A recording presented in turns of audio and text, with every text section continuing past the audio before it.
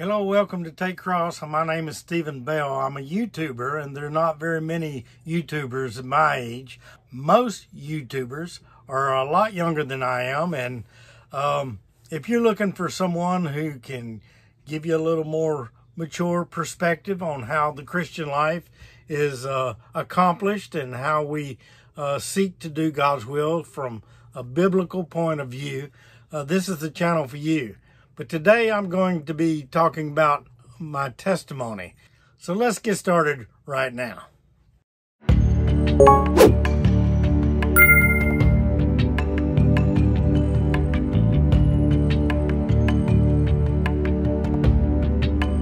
Now, I'm a baby boomer, and so for our younger people that may not know what that means, it simply means that I was born right after World War II.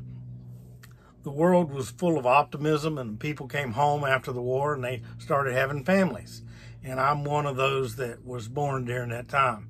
My father came from a Christian family, and although he wasn't particularly religious himself, his mother specifically was a godly woman, and she prayed for us all the time. My mother, on the other hand, was her father was an alcoholic and a wife beater, and her mother died of cancer early on. And so I never knew her, and I never really knew my grandfather on my mother's side either. The only one I ever knew was on my father's side, and she was definitely a godly woman. My grandfather on my father's side fell off a bridge doing a bridge construction and was killed. So even early on, we were taught what was right and wrong. All people were when we were growing up. There was no generational degradation that goes on in our culture today. Everybody knew what was right and what was wrong, and they followed that way. But that didn't mean that there weren't sin around. There was lots of sin. My family was not a happy family. They were constantly fighting and bickering, and they were on the verge of divorce most of my childhood. And when summer would come along, they would take me and put me in a camp somewhere, or they would let me go to vacation Bible school, and I would go from one vacation Bible school to the next. And that's where I was introduced to Jesus. I was explained all the Bible stories, and the Bible stories were significant to me. I identified with many of them. I loved the idea of being a small child of David and Goliath, David being able to take down the big mean giant. And I identified with that very much. I identified with the emotionalism of Peter. I identified with doubting Thomas, not willing to believe things just on faith. I identified with lots of biblical characters. But when I was 12 years old, I had a buddy that went to church, and he invited me to go to church with him, and I went. And I enjoyed going to that church. At home, there was a lot of fussing and bickering and fighting, and it was not a happy home life.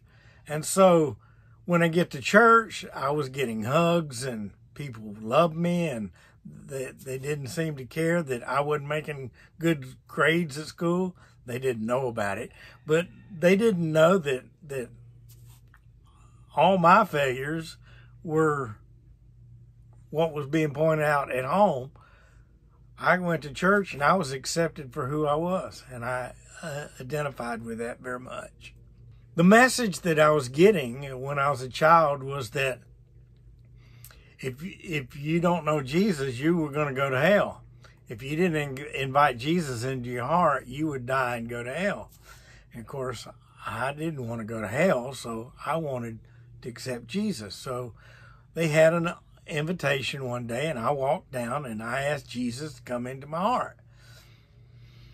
The pastor took me off to the side, and they had these little preschool chairs, and I sat in one and he sat in one. He was a great big old 6'3" man, and he was sharing with me how to get saved, and I was to repeat a prayer after him, and I did that, and I accepted Christ. It was the beginning of a journey that I would take with Jesus Christ. It wasn't until years later that I understood that that did not make me saved. You know, just asking Jesus into your heart is not enough to be saved. So when I got to be about 17 or 18 years old, they invited me to teach a 5th grade Sunday school class. And I did. I started teaching it. And it was probably one of the best things that ever happened to me, because it forced me to read my Bible to prepare for teaching the class. And as I read the Bible, I learned a lot. It changed me in a way that even now I can't even fully comprehend, but the things that I read stuck with me over the time, and I continued to grow. I read the Bible and would grow, and I was invited to be a deacon, and I was ordained, and then a few years later I surrendered to preach, and I became ordained. I went to college. I got an education in religion and theology, and I learned even more, and I began to grow, and I began to grow very much, and I began to understand the Bible in ways that most people probably don't, unless you're reading your Bible, of course. But a lot of Christians don't read their Bible. Well, I got married, and her name was Kay, Brenda Kay, and Kay was a sweet girl. She was 5'2¼ She always put that quarter in there. And I'm 5'3", so we were both short couple. She had red hair and a fiery disposition, and she was just a delight to be around. She taught me how to love. I grew up in, like I said, in a home that didn't really display a lot of outward love, and Kay certainly knew how to do that. And so we connected in a very deep, intimate way, spiritually, and in lots of different ways. She told me a story that when she was 12 years old, that her church encouraged her to start praying for her husband even before she ever met him. And so she did, and she told me that she was convinced that I was the one that she had been praying for, that God had sent her way. I don't know whether that's true or not, but I would love to think that was true, because Kay was certainly God sent for me. Kay was a diabetic. She was juvenile diabetic, and she had diabetes all her life, and she suffered greatly from that diabetes. When we were in college, she went with me, and we lived in a 10-by-40 trailer there at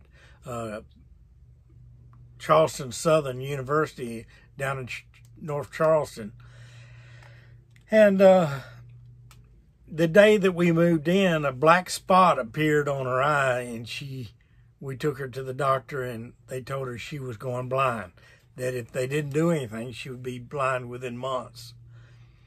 She went through a series of surgeries. I think she went through like a dozen surgeries in 1 month. She ended up losing one eye completely. They had to take it out.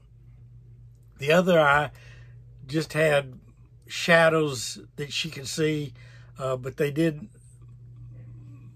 were able to stop the progression of the blindness, and she spent the rest of her life with about 10 to 20% sight. She could see shadows, images, nothing very clear at all. She couldn't read. She couldn't read her Bible, and it was a challenge.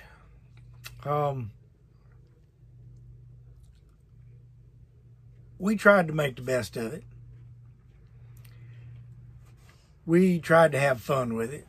She would carry her cane, and she would wave the cane back and forth as we would go through the crowds, and I would tell her, you know, the people would get out of her way. It was like the parting of the Red Sea as she would tap her cane back and forth like that. And she was a delight just to be with. She always held my elbow as we went everywhere. I tell people that I'm her seeing eye dog. Life was difficult because it didn't stop with just the blindness. She began to have other problems. She was having nerve damage and a lot of pain. They called it diabetic neuropathy, and it destroyed the nerve endings in her feet, and she just went through so much. There were many nights that we spent walking back and forth, and she was so tired she couldn't stand up, and I would hold her up, and we would walk back and forth across the room to try to get the pain to stop throbbing in her feet. The walking seemed to ease up the pain a little bit. It was difficult. Then she had kidney damage, and her kidneys began to fail, and they were shut down, and she had to go for a transplant. And so we went down to Charleston to the MUSC Medical Center down there. We spent a month in that hospital, a solid month, and it was hard. It was very hard being there. But I remember very vividly the day that she got her transplant. They came in, and the very next day she was feeling fantastic. There was a color in her that I'd never seen before. She was regaining her strength very quickly. She'd never done that before. And they told us, go out and see the city, come back this afternoon. They had been running some tests, and they would talk to us when we got back. And so we went out into the city.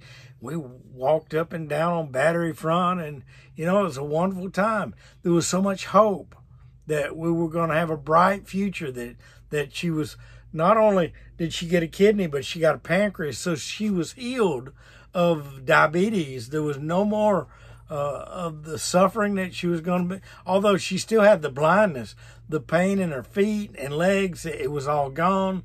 And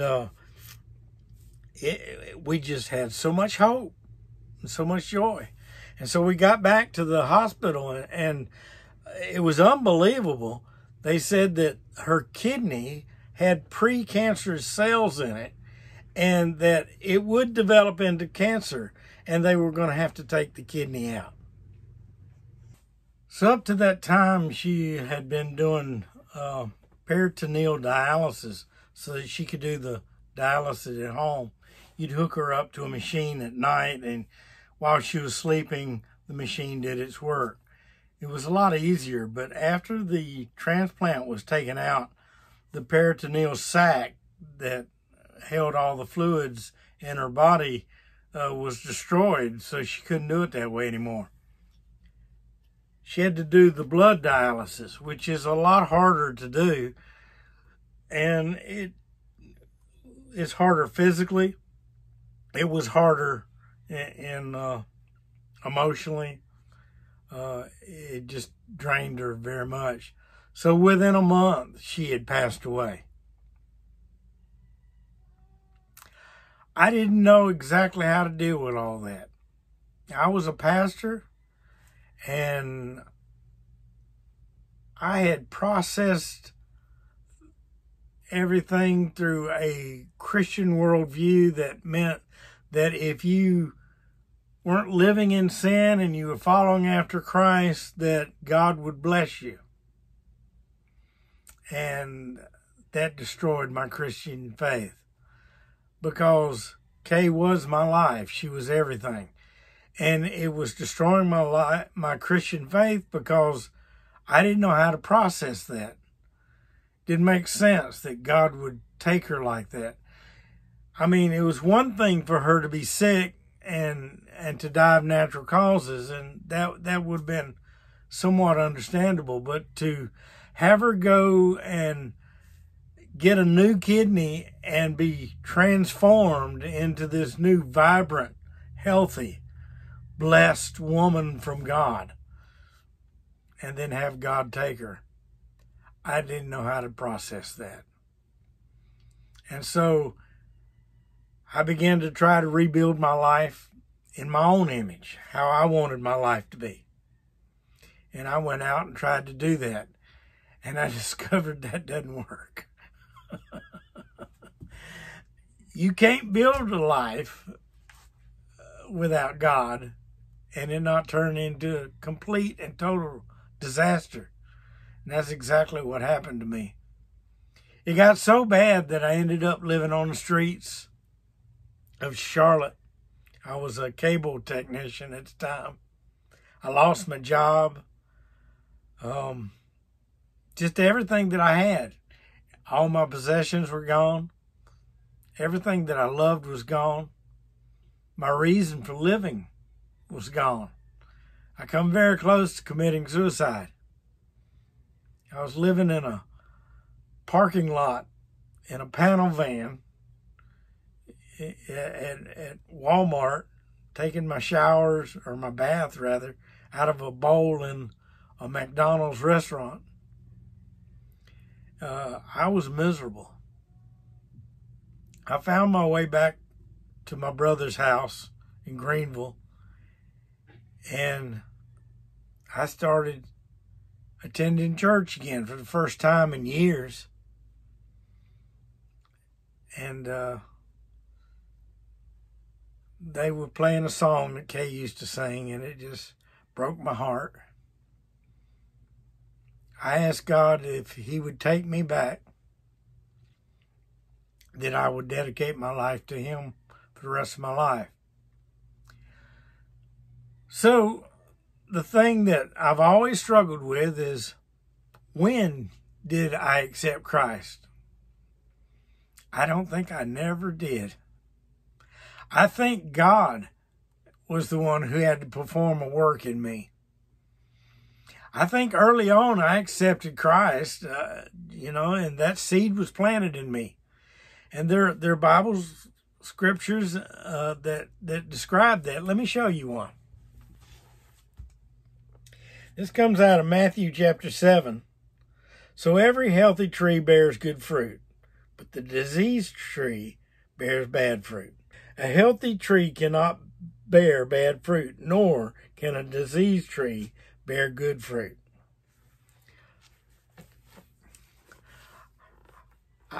I've been struggling through life all this time thinking that I was being good because I asked Jesus into my heart. I don't think that's what's happened. I think what has happened is that God changes us through the circumstances of life to bring us to the place to know that God is working a work in us. And he's changing our hearts. God used all the things that happened to Kay to transform me, to make me look at myself. The Bible says that our heart is deceitful above all. Who can know it? And we deceive ourselves into believing that we're good people. I don't think I'm good anymore. I will never believe that I'm a good person ever again. I believe that everything that has happened in my life has happened for a good reason. I believe God does work all things together for good, like it says in Romans 8:28. But I believe that God has performed a work in my heart that no matter what happens in the future, God's in control.